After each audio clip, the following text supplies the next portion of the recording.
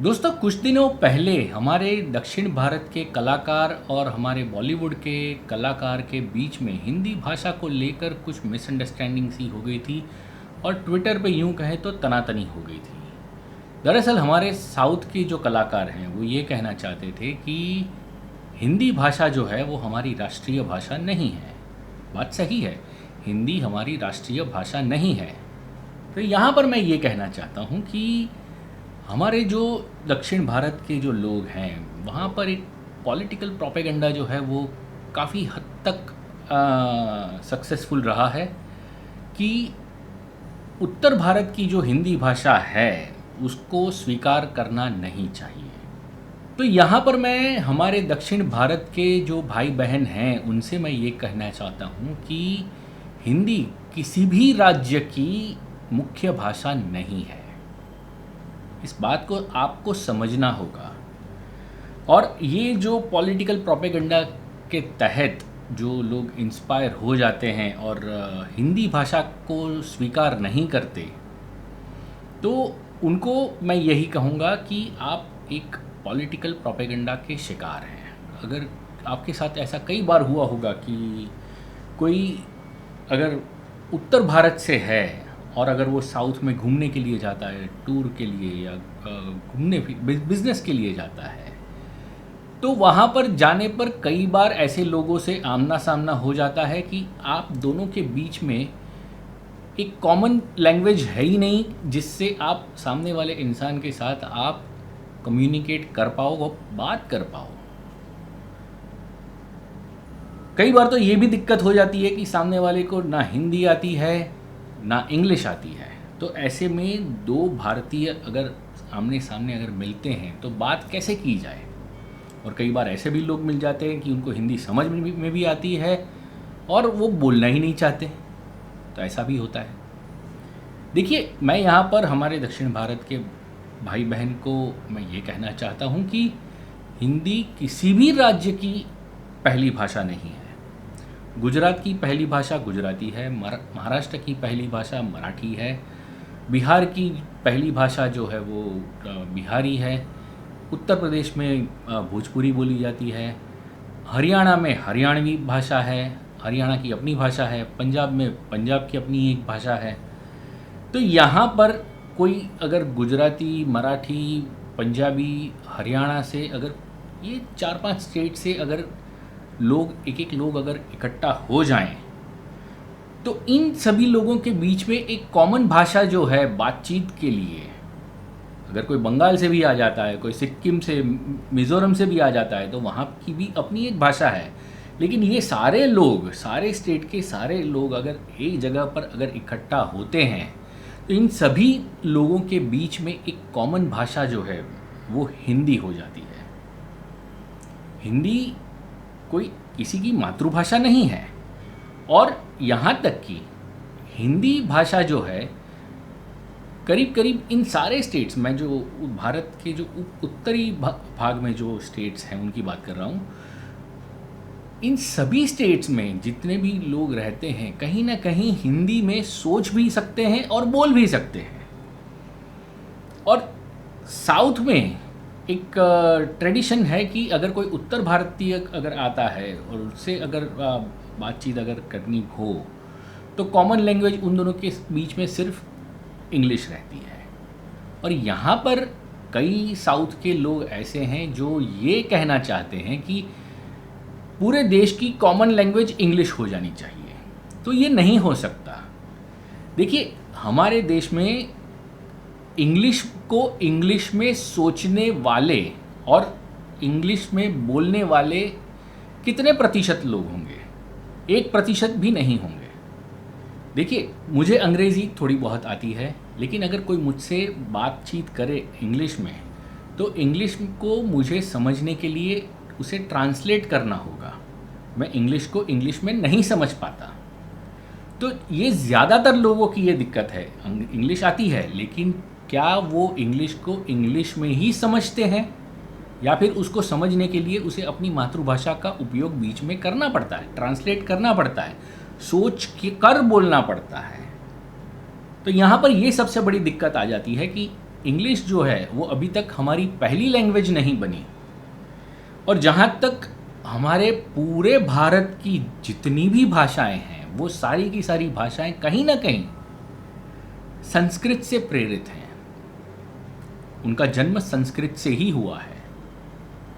तो ऐसे में संस्कृत के बाद कई सारी भाषाएं आई, हज़ारों वर्षों से संस्कृत है, और इन हज़ारों वर्षों के ट्रांजिशन में संस्कृत से अलग अलग भाषाएं जन्मी। ऐसा कहा जाता है इतिहासकारों के अनुसार कि सबसे पहले मगधी भाषा आई। मगधी भाषा यानी गौतम बुद्ध और महावीर स्वामी के ज़माने में जो भाषा बोली जाती थी वो मगधी भाषा थी, और जैन ग्रंथ और बौद्ध ग्रंथ जो हैं वो करीब करीब मगधी भाषा में ही लिखे गए हैं। और संस्कृत से मगधी भाषा का जो जन्म हुआ वो काफ़ी स्वाभाविक रूप से हो गया, उसको बनाने की ज़रूरत नहीं पड़ी। और समय के चलते पहले मगधी आई और उसके बाद फिर पाली आई, और ये मगधी पाली ये सारी भाषाएं जो है वो धीरे धीरे धीरे डाइल्यूट होती गई। संस्कृत से ये सारी भाषाएं धीरे धीरे डाइल्यूट होती गई, और आज की तारीख में हम जो हिंदी बोलते हैं वो और भी डाइल्यूट हो गई है। और आज की तारीख में हमारे देश में करीब करीब जो पढ़ा लिखा वर्ग जो है, इस हिंदी में भी अगर हम देखें और समझने की कोशिश करें तो इसमें उर्दू के भी कुछ शब्द आ जाते हैं। तो धीरे धीरे करके अगर हम समझें तो हिंदी के साथ उर्दू भी मिक्स हो गई है। फिर हिंदी के साथ आज की तारीख में अंग्रेज़ी भी काफ़ी हद तक मिक्स हो गई है। मेरी ही अगर आप वीडियो में देखें तो मैं जो भाषा बोल रहा हूँ तो इस भाषा में हिंदी भी है, उर्दू भी है, अंग्रेज़ी भी है, सबका एक मिक्सचर है। तो यहाँ पर मैं ये कहना चाहता हूँ कि हिंदी का जन्म कोई पॉलिटिकल प्रोपेगेंडा के कारण नहीं हुआ। हिंदी अगर वो लोग नहीं भी बनाते तो भी हिंदी का जन्म तो होना तय था, क्योंकि ये सारे स्टेट्स के बीच में जो भी भाषाएं बोली जाती है वो करीब करीब हिंदी से बहुत करीब हैं। पंजाबी अगर हम सुने तो अगर आपको थोड़ी बहुत भी हिंदी आती है तो पंजाबी में अगर कोई बात करता है तो आप करीब करीब समझ तो जाएंगे कि ये क्या बोल रहा है। हरियाणवी भाषा में भी कोई बात कर रहा है तो हम करीब करीब समझ ही जाते हैं कि ये क्या बोल रहा है। और ऐसे ही जैसे भोजपुरी हो गई या अवधी हो गई, इस तरह की कई सारी भाषाएं हमारे देश में जो बोली जाती हैं वो हिंदी से काफ़ी करीब हैं। तो जो आदमी इन सारी भाषाओं को समझ सकता है तो वो हिंदी को समझ ही सकता है। और जहाँ तक बात आती है हमारे दक्षिण भारतीय भाई बहनों की, तो मैं उनसे ये कहना चाहता हूँ कि मैंने तो यहाँ तक देखा है कि कोई कर्नाटक से है या कोई तमिलनाडु से है, कोई आंध्र से है, तो ये तो सारे स्टेट जो हैं वो तो बाजू बाजू में हैं। लेकिन ये स्टेट्स के बाजू बाजू में जो लोग जब इकट्ठा होते हैं तो इन सारे स्टेट के लोगों के बीच में एक कॉमन लैंग्वेज नहीं है इंग्लिश के सिवा, वो लोग नहीं बात कर सकते। लेकिन अगर एक गुजराती, पंजाबी, मराठी अगर मिल जाता है तो ये तीनों एक लैंग्वेज में बात कर लेंगे, हिंदी में। तो यहाँ पर जो रिजिडिटी जो है हमारे दक्षिण भारतीय भाई बहनों के दिमाग में, जो रिजिडिटी जो भरी गई है, उसे निकालने की सख्त ज़रूरत है। तो यहाँ पर मैं यही कहूँगा हमारे दक्षिण भारतीय भाई बहनों को कि इस रिजिडिटी को हटाना होगा। पूरे देश में एक ऐसी भाषा आ जाए, मैं ये नहीं कहता कि हिंदी ही हो, एक ऐसी भाषा आ जाए, वो अपने आप आएगी। जितनी रिजिडिटी हम हटाएंगे, हम डिस्टेंस जो है नॉर्थ और साउथ के बीच का जो ये जो डिस्टेंस है वो अगर हम धीरे धीरे करके अगर हम कम करें तो एक नई भाषा का जन्म हो सकता है। क्योंकि सारी की सारी भाषाएं जो हैं वो संस्कृत से ही हैं। काफ़ी सारे शब्द हैं जो तमिल के हैं वो हिंदी में भी हैं, जो मलयालम के हैं वो भी हिंदी में हैं। तो कई बार क्या होता है कि पॉलिटिकल एजेंडा के तहत पॉलिटिशियंस कुछ ऐसे बयान दे देते हैं और उससे प्रेरित हो जाती है जनता। और होता क्या है कि या तो फिर वो इन्फीरियरिटी कॉम्प्लेक्स से पीड़ित हो जाते हैं या तो फिर सुपीरियरिटी कॉम्प्लेक्स से पीड़ित हो जाते हैं। जैसे कि कुछ अगर हम दक्षिण भारतीय कलाकार जो हैं उनको अगर हम सुने तो वो काफ़ी रिजिड हो जाते हैं अपनी भाषा को लेकर, और उनको काफ़ी सुपीरियरिटी कॉम्प्लेक्स भी हो जाता है। और वैसे ही अगर हम अपने बॉलीवुड के कलाकारों को देखें तो उनको काम करते हैं वो हिंदी फिल्मों में, बोलते हैं उर्दू, ठीक है, और जब बात आती है उनको सोचना समझना तो उनको अंग्रेज़ी में ही सोचना पड़ता है, अंग्रेज़ी में ही वो बातें करते हैं। तो ऐसे भी कई कलाकार हैं जो काम करना है आपको उर्दू इंडस्ट्री में, और अगर किसी को अगर अंग्रेज़ी ना आती हो तो वो उसे बैकवर्ड समझने लगते हैं।